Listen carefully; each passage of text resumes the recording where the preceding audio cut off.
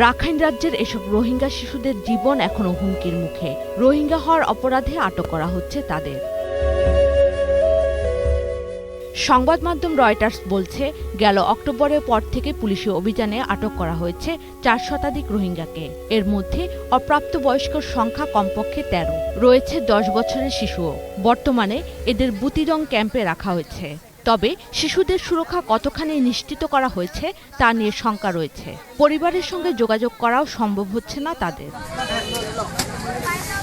Police বলছে, হামলার ঘটনায় এসব শিশুদের সংশ্লিষ্টতা রয়েছে। জিজ্ঞাসাবাদে নির্যাতনের অভিযোগ উঠলেও তা অস্বীকার করছে তারা। জাতিসংঘের তথ্য মতে প্রায় 550 রোহিঙ্গাকে জিজ্ঞাসাবাদ করছে পুলিশ। এর মধ্যে 8 জন পুলিশি হেফাজতে মারা গেছে। বিভিন্ন মানবাধিকার সংস্থার দাবি, রোহিঙ্গাদের নির্মূল করতে অবৈধ আইনে আটক ও নির্যাতন চালানো হচ্ছে। এদিকে মিয়ানমারে জাতিসংঘকে স্বাধীন তদন্ত টিম পাঠানোর আহ্বান জানিয়েছে ইউরোপীয় ইউনিয়ন। রোহিঙ্গা সমস্যা নিরসনে 23 মার্চ ভোটাভুটি করবে ইউর 47 দেশ। দুলি মল্লিক, 21 টেলিভিশন।